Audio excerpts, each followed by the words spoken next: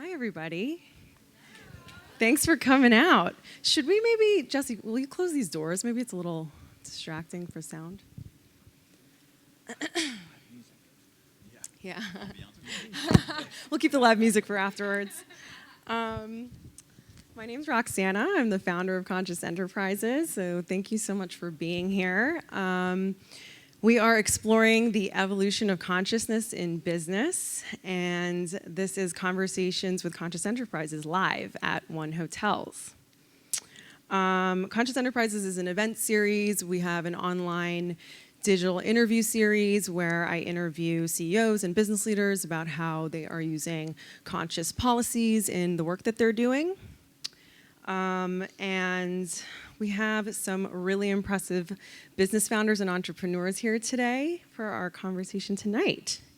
We're based in New York City, but this is our first, it's Conscious Enterprises' first West Coast event, and it's really awesome to be here because I just love LA, and I really consider Los Angeles to be like the mecca of where wellness and conscious lifestyle really started in this country, you know?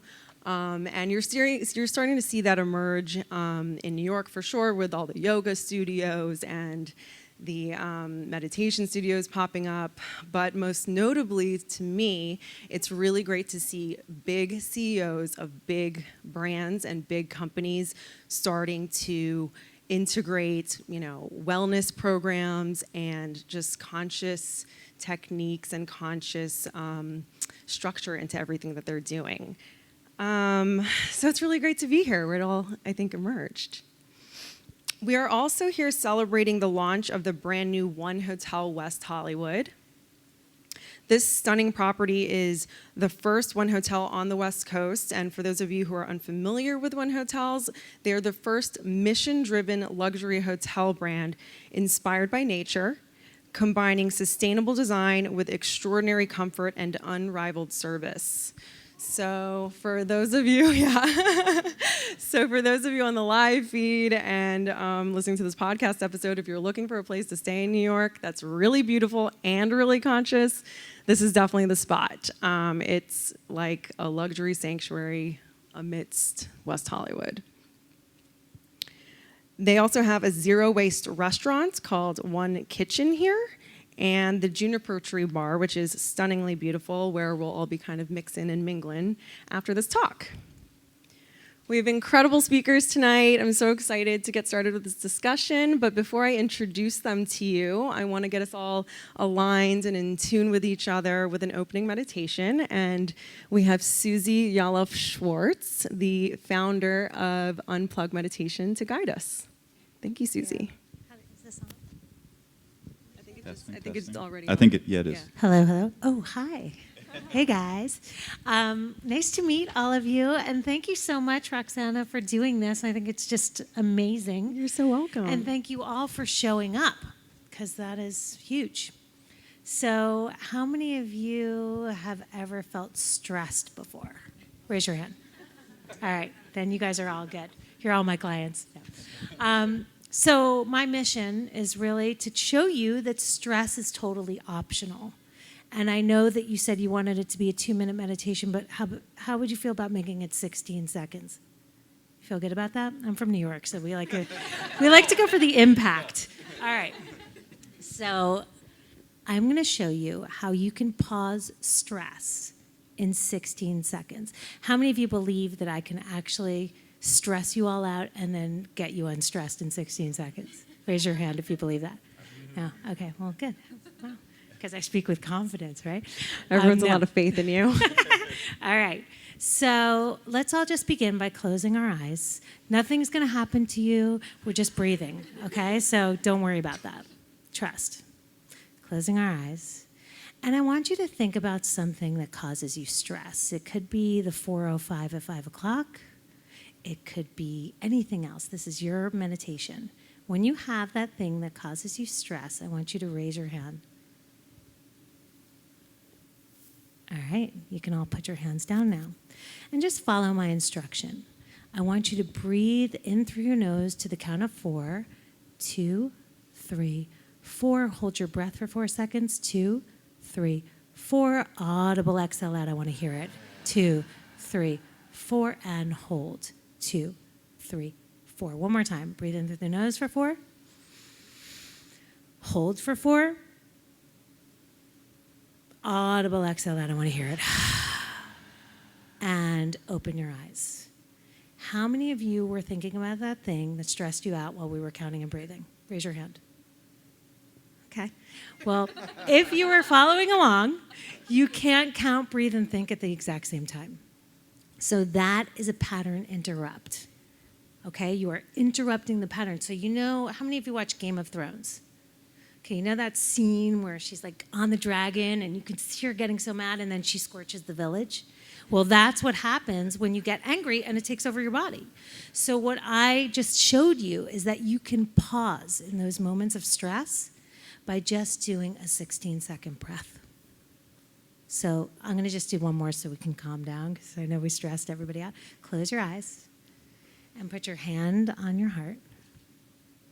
And I just want you to set the intention of how you want to feel tonight. How do you want to be? Not what do you want to do. This is your to-be list.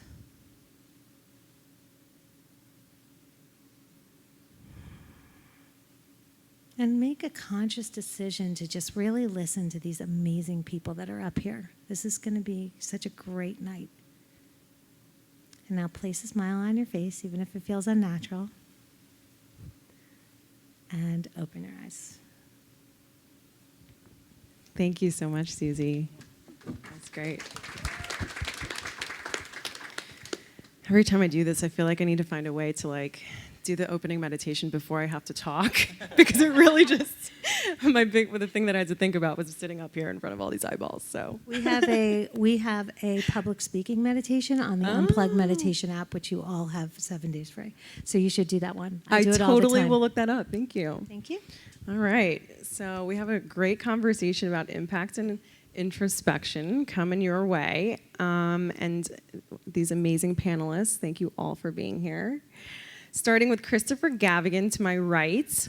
He is the founder and CEO of Prima, a science-driven luxury plant wellness platform focused on functional hemp, CBD, and botanical products.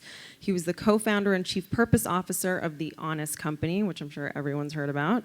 He sits on the board of directors of Mount Sinai Hospital's Children Environmental Health Center, and he has a New York Times best-selling book called Healthy Child, Healthy World. Thank you for being here. Thank you. Next to him, we have Kevin Peake, co-founder and president of Next Health, a health optimization and longevity center, which sounds like it's expanding to a few different locations, giving access to cutting-edge technology and advanced wellness programs overseen by medical professionals in a vibrant atmosphere. He was formerly the director of business development for CDS International Holdings, a billion-dollar private equity fund. Thanks for being here, Kevin. And then, of course, Suze Yalof Schwartz, who we just heard from, is the founder and CEO of Unplug Meditation, the world's first drop-in secular meditation studio. She's the author of Unplug, a simple guide to meditation for busy skeptics and modern soul seekers. She's the creator of Unplug, which is the guided meditation app, which I think we're all going to be trying after this. And she's a former fashion editor and makeover guru that's been featured in Vogue and Elle, Marie Claire, and Glamour magazines. Thanks for being here, Suze. And of course, last but certainly not least, we have Luke Storey, world-class biohacker, host of the Life Stylist podcast, which I'm a huge fan of. Everyone should be listening to that. He's the founder of School of Style, which was the world's first and only online fashion school for stylists. He's a motivational speaker and also a Kundalini yoga and meditation teacher. Thanks for being here, Luke. So I want to kind of kick things off talking about conscious luxury, we're at this amazing one hotel. Some people might consider conscious luxury to be a little bit of an oxymoron, like how can you be conscious and how is luxury not in excess? But much of what I believe and much of what of the work we're doing at Conscious Enterprises is, and partnering with brands like One Hotels, is demonstrating that mindfulness and opulence are not mutually exclusive. So I'd love to hear all of your thoughts on how this relationship between consciousness and luxury can coexist. I feel like you should start this one, Christopher. Thank you again for having us. Of course. It's a pleasure. Gosh, when you first said, we didn't have any access to any of the questions, and everyone can nod accordingly. So I think it's a really good question because you put us on the spot. And thinking about that, and as it hits me, how you marry consciousness and luxury, I go back to the source and the root of intentionality and the values and principles that you bring, and then also where you sourcing something. Where's the thing that we're talking that might be of luxurious nature? Is it the materials? Is it the plants, the decor? And I think it is a blend of the why are you bringing it in, and what is the meaning of it in a space or it in a moment of time. And then where are you getting it from, and who is it either employing or who is involved in the sourcing of? Because I think they want to be mutually exclusive. For instance, at the Honest Company, I get most excited about what's inside the bottle. Some people think, oh my God, you're a great brand and you've got great consumables and it looks pretty. Yes, the pretty is what attracts you. But if you turn the bottle around, if you look at what's inside, that's what's most important. And where are you sourcing it from, and who's accountable for that sourcing, and how much is really in there that's going to matter, and is it plant-based or petroleum-based? And so all these little questions get broken apart at the small micro ingredient level. And that goes for everything that we do, and everything we touch and put in, on, and around our body. So that's what's coming up for me is the values and then the sourcing piece. How does that tie to being luxurious to you? Because I think when you put all that love and intention and focus, then it becomes something of luxury. Yeah. And it doesn't luxury to me doesn't mean rich or expensive or has no monetary feel. For me, it's the depth and the meaning and purpose inside of it. It's almost more of how you feel, how it makes you feel if it's luxurious. And I think this hotel that we're at is a perfect example of, consciousness and luxury intertwined in one. And I feel as long as you're operating with integrity, why put limitations on yourself? If something's going to make you feel good and you have integrity in how you're operating, why not do it? As long as you can still do good in the world. I do feel that Next Health is a blend of that as well. We have, our facilities, I think, are very beautiful. We put a lot of time and effort in the experience when you come and visit our space, the team members that are there, the aesthetics, the vibe, the energy. We want it to be the most amazing, incredible, premium experience so that people actually enjoy being there. And we feel that's a necessity for our business because we're disrupting the healthcare industry is really one of our goals. And we're a membership-based healthcare model, technically, so people are paying to have a membership to our facility and to engage with their health on a regular basis. And there's a reason that people don't go to the doctor's office more than once a year. It's because they hate the experience. So for us, it's a necessity that people actually enjoy being there. They feel great just being in the environment, and it inspires them to come back and engage with their health on a regular and consistent basis. And that's what's going to enable them to really see massive improvements in their health. So that's how we intertwine the two. Yeah. Well, you really feel that when you go to Next Health. It's have you guys ever been there? It is one of the most beautiful See spaces. a couple of our members out there. Good to see you guys. That's amazing. Well, for me, luxury means having access to the best.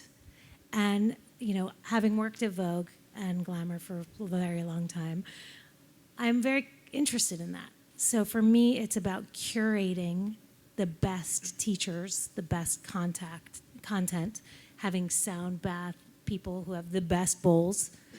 And when you walk into our space, for instance, it smells good, and then everybody's smiling at you, and then you walk into the room, and you're just like, whoosh, it's totally set up. You don't have to lift a finger. My only intention is that you walk out feeling 10 times better than you did walking in, and you have nothing to complain about. That's luxury. luxury is setting this bar so high that it's almost impossible to get less than a 5-star Yelp review. For the first time, perhaps in my entire life, I have nothing to say. Right when you said the question, I was just like, whoosh, I just like white noise when you're in between Do you want me to TV read it channels. again? Yeah, I'm just going to pass on this one. You don't want to talk about consciousness and luxury together?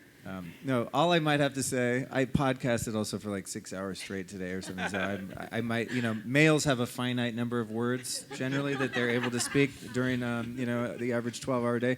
I probably exceeded mine by 5 times. But I did kind of have the sense, I always go back to nature, right? It's like, to me, jumping in a 44 degrees river under a waterfall is as luxurious as it can get, and really embracing the harshness of nature, but at the same time, the restorative energy that's offered there. And so to someone else, that could be like, oh, gross, it's dirty, there's germs. Like, oh, where's the chlorine? But to me, it's luxurious because of the sensation that's created. It's the feeling that you're having or just being in the sun. It's like the difference between a 1-star and a 5-star resort might just be the proximity to the equator in some cases, So I think it's like a feeling that you have inside. And ideally, if you're someone who's making a business around an experience or a product or an offering, you want to be giving more than you're taking. And that includes also to the environment whenever possible, So it's like simple things, reusing things as many times as you can, and all of that kind of stuff, Just it's, I think being conscious of the big picture and what comes later and following the ethos of leaving your campsite cleaner than when you found it, which is kind of my motto for all things in life relating to plants, animals, and everything around us. Great. See? There you got an answer. There's for having nothing to say. There you go. Our next question is about imposter syndrome, which I think is so fascinating. Imposter syndrome is a psychological term that a lot of high achievers and high performance people tend to suffer from, where they feel like, how did I get here? Why did I get this promotion? Oh my God, they're going to find out that I really don't deserve, to be the CEO or whatever this is. So many entrepreneurs begin with their new businesses with this sort of fake it till you make it mode. I certainly have done that in New York City real estate for sure. Others defer to beginning something new until they've researched and planned and calculated risks. So I'd love to hear, have any of you dealt with imposter syndrome? And how have you overcome it? Let's start with you, Luke. I feel like you're going to have a good one for this. If anyone hasn't, they're lying. You're disqualified because you're not honest. Man, I mean, this is something, you're always working on, I think, and it's just to the degree that, for me, that I'm experiencing it, it can happen sitting here. Like, why am I here and they're there? Like, what does this stage mean, I think the key to escaping it is in the recognition that it's there and that it's happening, the awareness and practices like meditation that allow you to get an overview of oneself, where you can actually be in at least some of the time, an observer position where you're sitting here and you hear a voice saying, God, do I look stupid right now? Why am I here? That's got you until you see it for what it is. And there has to be someone who's observing that phenomenon take place. And this is for me, all types of negativity that might enter into my awareness, whether it's judging someone else or judging myself. It's like having a judgment of any situation rather than just observing. So for me, the key is in building awareness, and then also in dealing with the underlying trauma that got me to feel like I'm not worth shit in the first place, which is a very long conversation. But there's a lot of modalities that are useful for that. All the healing, all the breath work, all the plant medicines, all the therapy, all the 12-step groups, the Course in Miracles, the on and on and on and on, every sort of spiritual modality, healing modality that gets your psyche right and heals those wounds that cause those voices to become really loud and frequent, the ones that say you don't deserve to be here. So healing that and the underlying cause, and then the observation of it. Sort of like when you hear a noise and you get spooked, right? And then you go and open the door and nothing's there. It's like you're not afraid anymore because you've seen it for what it is. It's a boogeyman. And the feelings that any of us have that tell us we don't belong where we are, we don't deserve what we have, are all boogeymen. Love that. For me, I really had no business starting a business, to be honest with you. And I stepped into that and I owned that. And I remember talking to someone and saying, I don't even know what I'm doing. And she's like, don't worry, you'll learn as you go along. So I literally built this business because I am the most patient person ever. I built it so that I could go. And I wanted it to be for me. So I hired every teacher that I could actually sit with. So it's always been that I want what I actually want, and everybody fortunately likes it too. So then I realized, I started off when I started my business, I don't know anything, and I learned as I went along. And then I realized that actually it's the learning of all these different things that I had no clue about. That's the part that I actually enjoy the most. That's been the most interesting. When I started this, I never thought I was the smartest person. I was definitely creative. But now I'm like, wow, I figured all this stuff out. Guess what? I went to University of YouTube. And that was that. University of YouTube and a suggestion box in my office are the two things that have guided my business. And it's great. Just listen to the customers and you will learn as you go along.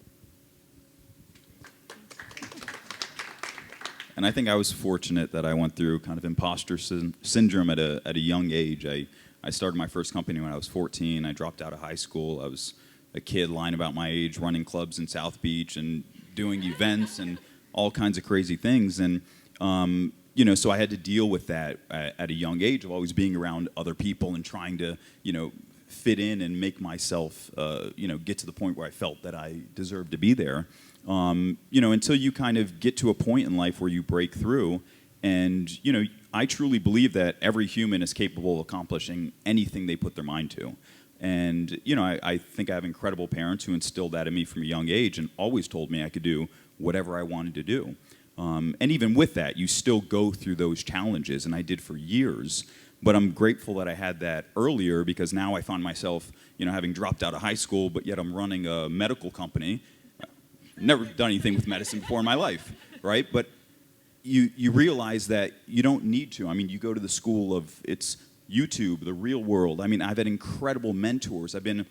For me, the world has been my classroom my entire life, and I love learning. I was just never able to learn in the traditional methods. So I wanted to be out there and get my hands dirty and figure it all out. And you've got to be humbled, and you get humbled many, many, many times in life over and over again. And it's through that humility and it's through overcoming those obstacles to get to the point where you feel confident in who you are and have the abilities to know that you are worthy of doing what you want to do. So, yeah, I think it's, like Luke said, everyone deals with it. I really believe that.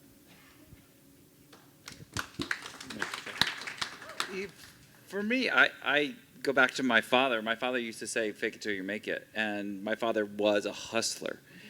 And I don't think it wasn't ill-intended. He just wanted the grind and the grit and the perseverance and that to come through all the time. And his intentionality of saying that, he always followed that up with be in service of someone and find that person or people or group or self that you feel that you can serve the best. And because if you got to get out of that lizard brain mentality and think it's all about you and imagine yourself in service of someone else, it becomes less about you. You don't always have to think about yourself all the time because it sucks to be in your head all the time. So for me and my career and just life in general, I love vulnerable populations. I love people in need. I love people that's all of us, by the way, including myself. We're constantly trying to get better, improve every single day, just incrementally a little bit better. And early in my career, I spent a lot of it towards children, and in particular those that had some type of ailment or disease or were marginalized in some way or capacity vis-a-vis their health situation. And then now it has been, I've evolved it from this protection and prevention area to how do we get people to thrive and prosper, and how do we do that through lifestyle management and choice, but it is about human connection and who you're with. And the greatest social toxin of our time, which is stress, right? and you brought that up immediately. That's wreaking havoc on ourselves and our body and our brains. And if we can manage that, and manage relationship, I believe that we can have a really, really great life. And so we all deal with the imposter syndrome all the time. It's if you can be self-reflective enough to acknowledge that it's going to be just chatter, and just ignore it, because it's really not that important. Thank you. Great answers, guys. So next I wanted to talk a little bit about health and wellness. I've personally been recovering from like massive endocrine system disruption for the past few years, and it's been a really challenging road back to finding balance in my body. But through that process really is how Conscious Enterprises came about, because all of a sudden I was digging into what is making my body feel like this? Why do I feel like crap all the time? And how can I fix it? And so that's really what drew me into, let's look at everything that I'm putting into my body and on my body, and let's meditate and let's yoga and let's do all these things. So my question for all of you is, in your experience, how does your relationship with your body specifically affect what you are doing as an entrepreneur? Kevin, let's start with you. Sure. I think the airlines had it right with put the oxygen mask on yourself before you help someone else. And, you know, it's if you're not able to take care of yourself, you're not able to have a relationship with yourself, love yourself, how are you going to help and serve other people? And a lot of people want to, you know, I think they think they're being selfless by, you know, not looking at themselves and just looking outwardly constantly, but you have to look inwardly if you're going to be able to really service the world.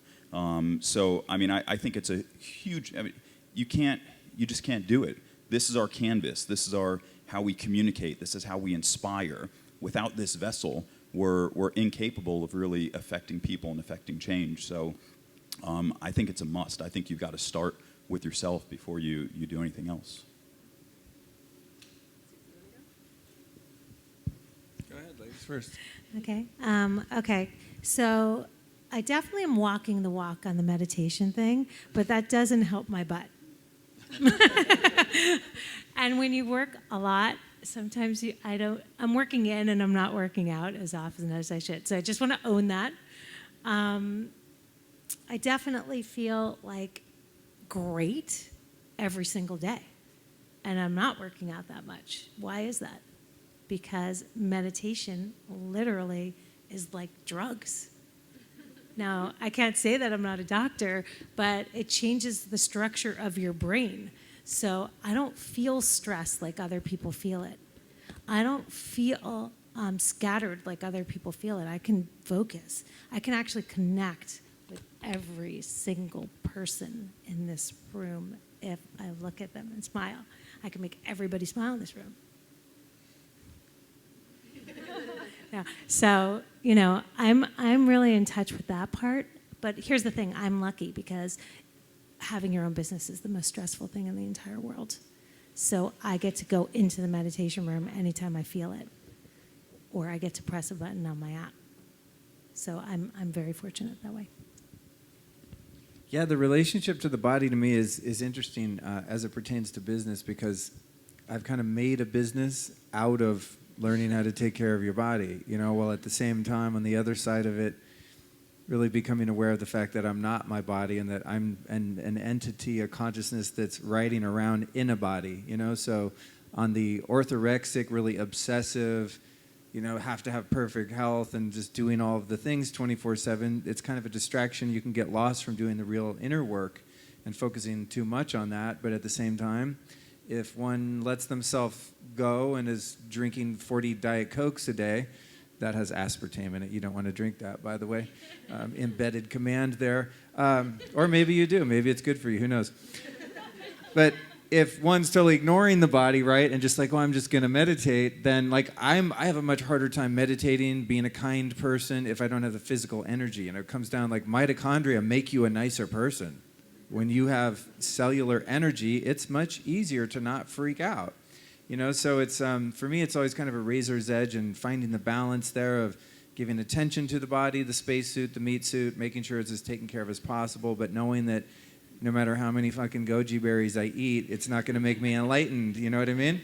That there's inner work to be done, and it's doing emotional push-ups, it's doing physical push-ups, it's doing spiritual push-ups, it's coming to find a greater and deeper meaning in life, but also knowing, well, wow, I can't let this thing fall apart either, because my soul's mission is to be here for as many years as I'm karmically destined to be here, and to impact as many people as possible. So, it's like, where is the fine line? Which for me, I don't know if I ever find, because I'm so obsessive about health stuff. I mean, I can spend all day just like taking care of the body. I'm almost healthy. I'm almost there. It's ridiculous.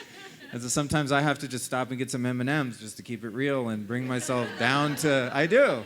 Just like, chill, dude. Like, you're going to die someday. You can only be so healthy. So I guess my answer in short is finding the balance, between and doing my best to be fully integrated and being healthy on all levels, as much as possible, which is usually the one that's hurting the worst, gets the most attention. That's great. My relationship with my body has evolved really out of a observation of my grandfather. My grandfather used to be he died at 92, but he was a ex-Navy. They weren't special forces at the time, but he was an ex-Navy command. Awesome guy, and he used to do handstands and wrap batteries around his legs and do sit-ups and push-ups, and like he was as hardcore and strong as I've ever seen a human, and I was fascinated with that, and yet he didn't have the internal dialogue and that mental emotional thing to really express himself. So he was really locked up, but physically he was amazing, and I was fascinated with his physical form. But I was always confused and conflicted because I never could break in,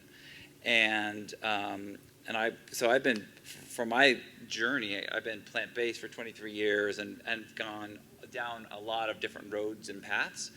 But one of the watershed moments that I had early in my career was someone asked me to do a blood panel, and they said, okay, let's look at all of heavy metals and phthalates and endocrine functionality, and let's look at what's inside your blood. Because the data point that really shocked me the most was the average baby born today has 287 synthetic chemicals coursing through their veins at the time of birth. So mom, not the healthy vessel, passing it on to baby. The placental barrier is not this amazing filter that one would have thought at the time. And so I did my panel, and I was shocked and was horrified, and I was saddened. I was like, oh my God, I've got to shift everything. So yes, pure, and yes, clean, yes, better choice at the marketplace, but you can't shop your way around the problem. And so, because we exist in a very pre-constructed synthetic environment. So, but you can do some things, and you can make some choices, and you could create some better behaviors. And so that was, for me, it was the accessibility, and let's take the science and let's boil it down and popularize it so it's accessible and normal and easier, especially for parents that go through that great moment of awakening, but equal parts moment of confusion and paralysis. They don't know who to trust and what to really do. And now in this new evolution with Prima, it's this brand new body system, this endocannabinoid system that we have in our body that 95% of all doctors don't even know about. It's like the skeletal system and the circulatory system, but what is it? A new body system only discovered 25 years ago in Israel? That's fascinating. And known to be the largest cellular receptor network inside the entire body, also fascinating. And mom is passing cannabinoids to her baby, but we all supplement too. So I want to crack that open, and I've been doing a lot of partnerships with some institutions and really trying to, what's the real, and because there's a lot of snake oil and this CBD craze in the world, and there's a lot of people giving you claims that you should not believe. So the integrity of any brand, any human, goes down to the integrity of the science. What is the truth of the science, and what do you know, and what don't you know, and what are you studying? And so that's what fascinates me, and that's how I bring that back into my body and into my day. Perfect. Thank you. And if I could just add on that, I mean, we've learned more about the human body in the last 5 years than we've known in all of human history. Totally. So for people who actually care about this, I mean, I think we're living in the most exciting time ever. Yes. I mean, all of us here have made businesses out of helping people optimize their health. I mean, that's what we care about. I think most of you, everyone in this room cares about health optimization. And there really is a big movement happening right now for people to feel as good as humanly possible and have as much vitality as humanly possible, because we recognize how important that is. You know, if you feel good about yourself, you feel good about your relationships, you feel good about helping other people. And I would say that most people, it's pretty known at this juncture in life. I mean, very reputable people in science, in medicine, believe that we're on the cusp of some very meaningful breakthroughs in longevity, that in our lifetimes, we're going to be living a lot longer than we were previously. So what are we going to do to take care of ourselves? If we continue on the path that we're currently on, where we start aging at 40, 50, 60, by 70, well, the average lifespan for men in the US is what, 76, I think, right? So if we start breaking down at, 50, 60, 70, but yet we're living on average to 100, even longer, like, we're gonna have a major problem in this world. We're not, like, nothing's gonna make sense if we have such an elderly population that's not able to produce. So we owe it to society. We need to be able to produce and to have healthy, vital lives. Great, thank you. So our last topic is about mindful leadership, one of my faves. It's gradually becoming common practice for business leaders today to strive towards mindfulness. And it's not only to make people feel good, it's becoming monetarily lucrative. So, you have CEOs like Mark Bertolini from Aetna, who is claiming to have saved like $3,000 per employee per year just by implementing a wellness program of yoga and meditation. That's a lot of money when you have 50,000 employees. It's a lot of money if you're one employee, So how are each of you committed to mindfulness and consciousness for yourselves?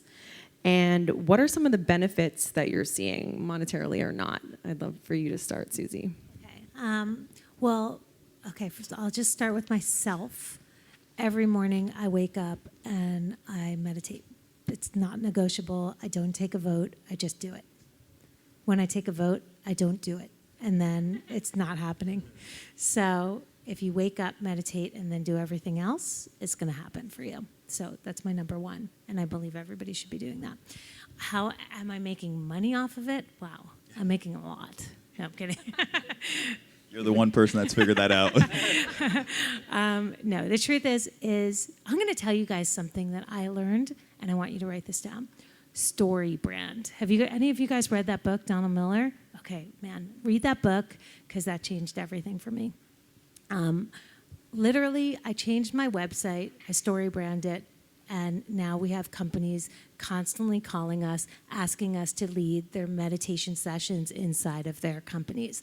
We've been to Google, we've been to YouTube, we've been to, JP Morgan. We've literally hit, I would say, at least 250 companies that you would recognize the names of. And it's beautiful because it changes the culture of the company in such a big way. I know, I used to work in fashion where people would throw chairs at me. I'm not kidding. How many of you seen The Devil Wears Prada? That was me. I was actually the Annie character in that movie. So the best part about it is now you can't do that anymore. So you consciously listen to people, and actually you accomplish so much more. We can teach people how to focus and how to be a little bit more productive instead of constantly just, running around with their head cut off. So we're going into a lot of companies. We're doing 1-week programs. We do 8-week programs. We have the app, and now the entire company is starting to do it. And now we actually just created a dashboard that we're going to be launching with Hyundai. And Hyundai will be tracking the meditations of all the employees and kind of seeing how they're progressing and seeing if it really works. Because there is one book called Mindful Work by David Gillies, and that's where you got the Aetna study probably. He's from the New York Times, and he wrote that article, and it's just such a powerful, powerful fact that it does change the culture, and it does make an impact on the bottom line. Thank you, Suze. Who wants to go next? I think that what makes businesses thrive is a combination of creativity and effectiveness. And nothing has increased my creativity like the ability to meditate and make it a non-negotiable daily thing. On a good day, twice a day. Today, the afternoon one was 5 minutes, but I did get my 20 in the morning. But that sort of slow, or I guess it's a fast brainwave state, whichever it is, slow, yeah, theta, is where you're in that dream state and you're thinking of ideas, and this is where ideas come from that just don't exist when you're like, oh, I got to get it done. So this idea of like productivity is faster, to me productivity is slower, because the creative inspiration comes from a slow state of being and a slow state of mind. So, I've never had a business that's had more than maybe 4 or 5 employees. So I don't know from a corporate standpoint, but I know just as myself as an employer and as a past employee, that the more mindfulness I have in my life through meditation and just living a contemplative lifestyle where you're doing your best to be self-aware, not only increases that creativity, but allows the focus, as you were saying, to actually implement the creative ideas so they don't just go out the window. And again, it's like that balance of not being a total space cadet meditator that has great ideas and never does shit about them, but having great ideas and then having the wherewithal and the self-discipline that also comes from being mindful and meditating to say, okay, I'm going to write down a list of the things that I thought of and the steps that it's going to take to apply them and get it done. So I think the trend of mindfulness, is amazing. And I hear people like in my community like, oh no, everyone's meditating because it's like cool. And people making fun of people fake meditating on Instagram, because if you were really meditating, like you wouldn't be like, yo, take a picture. Because you'd be meditating. But I have a friend that used to like clown on people, and I'm thinking, dude, that's great. Like, that's cooler than, here's my red Ferrari, dude. Like deriving one's social proof from, a piece of metal is a little more vapid than one's social proof from like, hey, I'm doing my best to be spiritual. Being spiritual is cool. So I'm all for the trend of spirituality as it pervades our society because, man, we fucking need it. Sorry for the language, but honestly, if you guys looked around out there, I mean, it's like, whoa, just one more person that stops for 5 minutes and just puts their hand on their heart and takes a breath. Like those little micro habits that each one of us can develop not only help corporate America, help business, commerce, but just help individuals, and those people that are individuals that have offspring and then pass that along. So I think that we're at a place in time where we can't afford to not live like that, really. Can I just add one little quick thing? Please. So when I was being interviewed for a TV show, this woman said, well, aren't you, because Unplug is the world's first meditation studio, aren't you afraid you're going to turn it into mindfulness? And I was like, you know what? If everybody takes a bite, that's good, right? So I think it's true. I fight that battle of, I'm making it cool and making it trendy. But the truth is, I'm making the people who would have never done this before actually want to meditate. And that is what it takes. It takes packaging it sometimes in a different way, because when I started doing it in 2012, it was incense, dirty rooms, guys in robes, talking like this. And I was out. I was like, there's no way. So yes, I've repackaged it. I definitely have made it a little bit trendier, but I've made people who are lawyers, doctors, want to actually meditate. And that's my mission, is to spread it far and wide so that everybody can experience the benefits for themselves. Like, it's really helped me, and I hope you take that time. A lot of you have never meditated before tonight. Now that you did the 16 seconds, you're in. But like, that wouldn't have been something that anybody would ever do. I just had to say that. Sorry. So true, so important.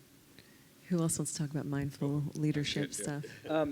I think mindfulness in the workplace it's catering to, I believe, the millennial generation is the first generation that we have seen that is demanding purpose and mission to be so evident and clear within the organization structure and goals, and that they're demanding companies and business leaders to show up, or they're not going to show up, and they're not going to be involved in the brands.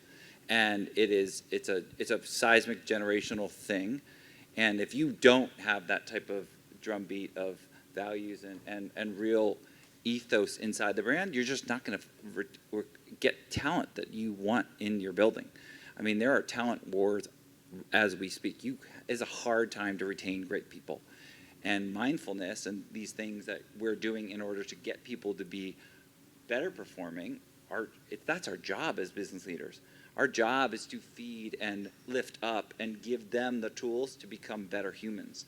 And because if you aren't the best self, that emotional contagion and that pollutes the organization, and people can sense it and feel it.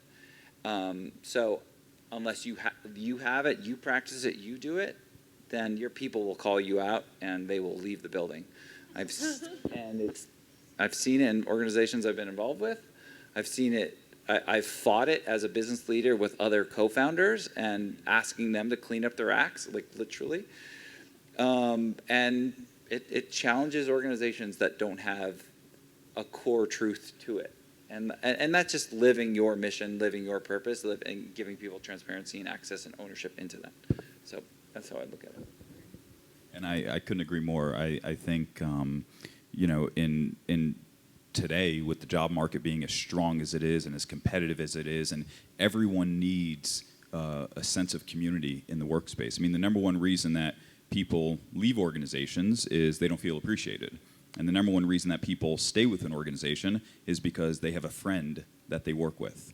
And incorporating mindfulness, incorporating, meditation, breath work, all of it, it transcends the traditional workspace and kind of gets everyone in touch on a, just on a human level. It breaks down the hierarchy of what the business is, and we're leveling the playing field, and we're all sitting here meditating together. So I think it's critically important. We incorporate it in Next Health periodically. We'll do some meditation before we do team meetings. We're doing a sound bath coming up soon next month for like a big team experience that we're doing. And it's just super important. We do these forefront talks every once or twice a month where we bring our community together. We like to incorporate a lot of experiences into it. And it makes a really, really big difference. And I think it just ties into the mission and the purpose and people feeling like they're a part of something bigger. Great. Such great answers. Thank you, guys. I think we have time for a couple Q&A questions. Do we have a mic back there, Danny? Jesse, you want to grab that? Anybody have a question you'd like to ask? You guys all sort of talked about meditation or personal time or like spending time with yourself before you enter your workplace or your life or your day. What do you do? Is it sitting in a corner with your hands, or is it while you're still in bed, or is it outside? I'm just curious, like what each of you does, and for how long and how deep you go. Great question. Well, I do meditation, and meditation is when you wake up and you have your earphones next to your bed, and I plop them in, and I click David G, and I'll meditate with him guiding me for 10 minutes. You're lying down. And I'm laying down, comfortable with my blankie on top of me, and I see it like, how many of you would not brush your teeth every day? Because if you didn't, you'd have no teeth, right? But if I don't meditate every day, I give off bad vibes. And I need to clean my own energy before I expose it to the people that I'm with. Like, I have to send out good energy to a lot of people. So if I don't feel clear and let go of anything that doesn't serve me, then honestly, how many of you have ever felt when someone was in a really bad mood and you felt affected by it? How many of you have felt that feeling? Yeah. And how many of you felt good when someone was like feeling really good around you and saying nice things? Okay, your energy matters. I think that's what I do. So for me, it's 10 to 15 minutes laying in my bed, rise, click, meditate. That's what I do. My morning routine is pretty extreme and would put us here a very long time to go into detail on. But I do Vedic meditation, which is a mantra-based meditation. It's a sort of a sister practice to TM, Transcendental Meditation. Same roots, kind of different type of organizational practices. But essentially, it's a mantra-based meditation. You sit comfortably with your back on something, just chilling like I am right now, and repeat the mantra that was given to you by your teacher, which is a Sanskrit sound or word that you very faintly sort of echo in the recesses of your mind, as if there was a transistor radio playing in the dugout of a baseball stadium and you were in the bleachers, just that faint. And that has the net effect of sort of distracting the mind off of thinking. And then when you think, you just go, okay, thinking, that's fine. And you just gently go back to the mantra. So that's the meditation practice. One of my incentives, though, is getting up and making a really potent kind of bulletproof type coffee, with perhaps like a microdose of psilocybin, some chaga, some reishi mushroom, some lion's mane mushroom, some shilajit, some MCT oil, some grass-fed butter, like a badass elixir. And that shit is in a hot cup waiting for me, and I won't drink it until I meditate, because then I don't drink caffeine before I meditate. Otherwise, I'm not meditating. I'm sitting there thinking. And then I'll get on my vibe plate, a vibration therapy plate before I meditate, and a red light therapy by a company called Juve. And then I'll meditate usually with a couple other modalities going at the same time. So I'll have like a molecular hydrogen inhaler on with a cannula. And I know it sounds ridiculous, but it's lit. And then I'll use like a PEMF device, like this thing called a biocharger. So when I sit there for 20 minutes, basically what I'm trying to say is I'll stack on as many things as I can that are good for me and make me feel energized or relaxed or whatever, because I'm going to be sitting there on my ass for 20 minutes anyway. So I'm really big when it comes to health practices and even spiritual practices of stacking them. And then lastly, I'll say, on some days I go do 90 minutes of Kundalini yoga, which will include all kinds of different breath work, meditation, kriyas, mantras, movements, and on those days I typically don't do like a full 20-minute meditation. I'll just go have like a Kundalini yoga experience, which is fantastic. I go to a place called Nine Treasures on Sunset and Crescent Heights, 9 a.m. every day. They have a class. It's amazing, very transformative.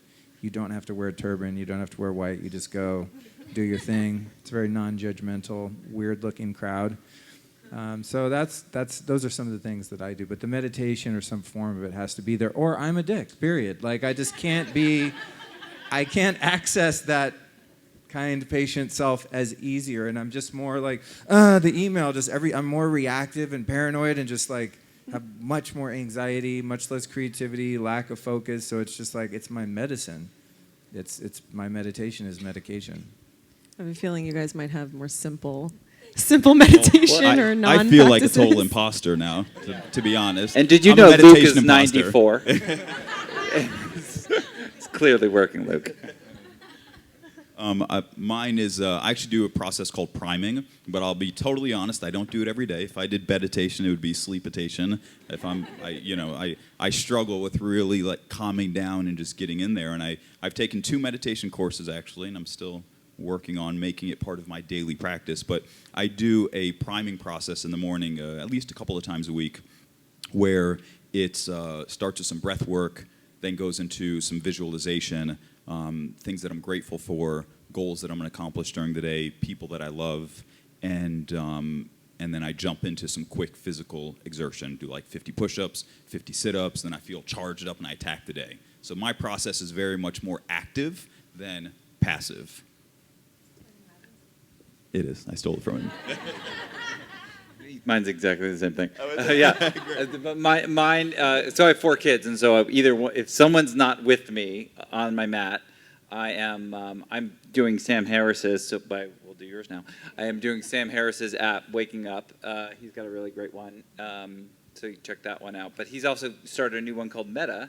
Well, it's not new, but he's opened up this part of the app where it's well-wishing. So you're thinking about others and you're wishing them well, and then you're bringing it back into you as well. And so it's a nice transference of emotional contagion moment. Yeah, metta. And so but mine is not every day. And I do notice a difference when I don't meditate or when I don't just take the time for just yourself. And again, it doesn't have to be meditating. It could just be, I'm going to do some sit-ups. I'm going to do some stretching. I'm going to just chill and set intentionality, and I'm grateful for the sun or whatever. Just a gratitude moment. And it could be 4 minutes, and it's a much better morning and day. And the gratitude component of it is just so incredible because it's so easy. Every single day we're frustrated by everything that happens.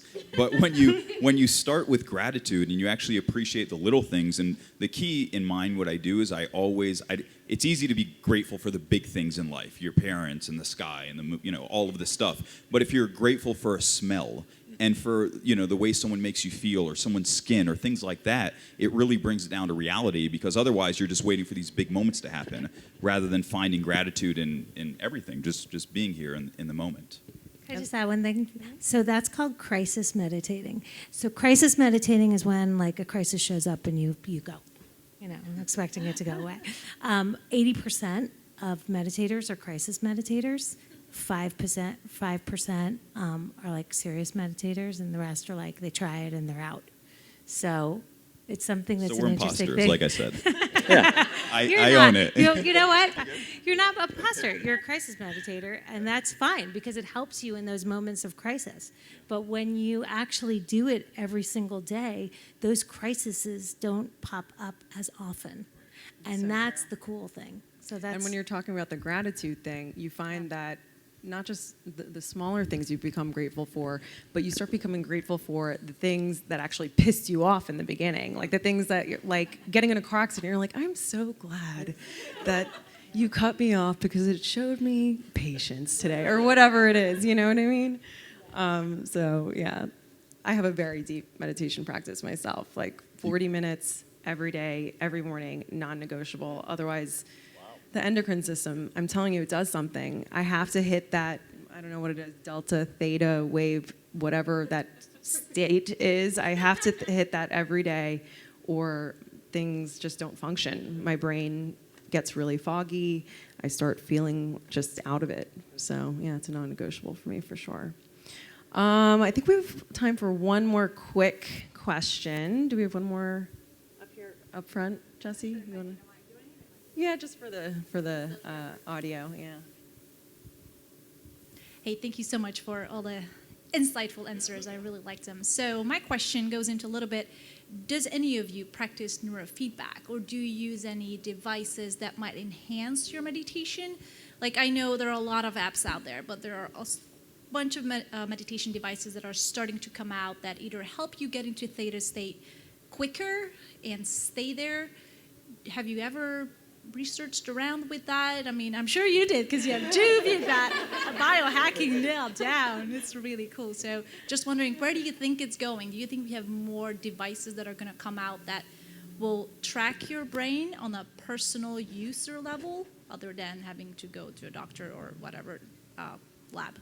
Yeah, I would also just like to say, a lot of people have mentioned apps, and I think apps are a really great way to learn to meditate. For many years, I always used, they were cassette tapes back in the day, but I would always use guided meditations because I didn't have a technique, you know what I mean? So that's even a technology that one could use. But to your point more specifically, there's really cool things coming out. There's a device called a Muse headband, that gives you some biofeedback, right? And it's a way that you can gamify your meditation and make it better. I use like a ring, I don't have it on, but to track my sleep, right?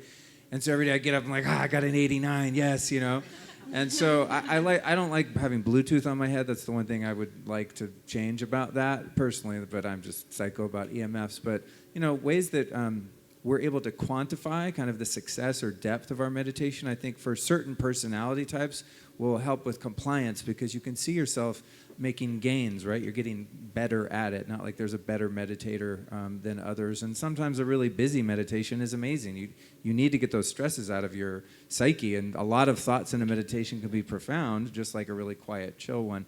But when another technology is a float tank, it's a really great way to induce a heavy-duty meditation if you can handle it. And there's also supplements you can take, that also help chill you out too. Some of them natural, some not. I don't mean illicit drugs, but it's nootropics and things like that, right? Like just that chill you out. Neurotransmitters, GABA, that kind of thing you can do. And then neurofeedback I've used a lot clinically to help with sleep and anxiety and depression and things like that. And it does have a net effect of making your meditation deeper and more accessible even when you're not in the neurofeedback, because you get a sense of what the different brainwave states actually feel like experientially and subjectively. and then you can kind of like guide yourself a bit when you're having a disciplined practice at home. So yeah, there's a lot of fun things coming out. So for those of you guys who don't know, the Muse is actually a band you put on your head, and when you're having like a lot of thoughts, it sounds like a storm, and when you're having, you're in the state you're supposed to be, it sounds like a river or like a light rain. And it's kind of interesting. I've actually experienced that for the rear end. They have these cushions now that you can sit on, and then afterwards you can look at an app and see, you know, they sense your butt. I don't know, but they wanted me to try it. But in Canada, they're doing Muse classes now at one of the studios that I went to go visit, and it's cool. There's a lot of cool things. I personally don't do it because it makes me think too much. Am I in the right state?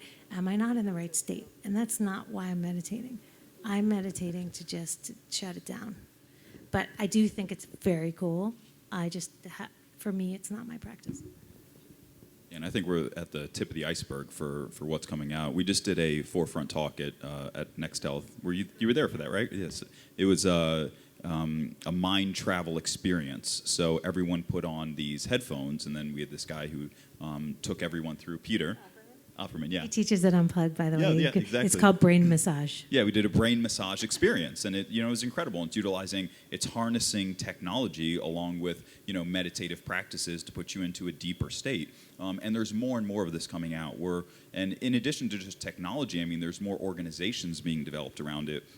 There's the Peake Brain Institute in Santa Monica. We're approached by a lot of companies that are emerging that are where people can go into these centers and have a much more extensive neurofeedback experiences and like brain training experiences. So I think there's a lot of that coming out, which is great. Any devices? Any hacks? Keeping it natural, keeping it real. Sleep is the only neurofeedback hack I have. All right, so I think that's our time. Thank you all so much for coming out and making such a great first event in LA for us. Thank you, all you panelists. You were amazing. I loved this conversation. Thank you to the One Hotels. And thank you to Boochcraft Kombucha, Flow Water, and Sound Sparkling Tea, and Go Macro for our little bevs and bites here. I hope everyone comes and joins us. We're going to be in the Juniper Tree bar area for a little mix and mingle, and we have little cures. Brendan is here. He's going to be doing essential oil hand massages if anybody wants one. Thank you. Have a great night. Thank you. Great job.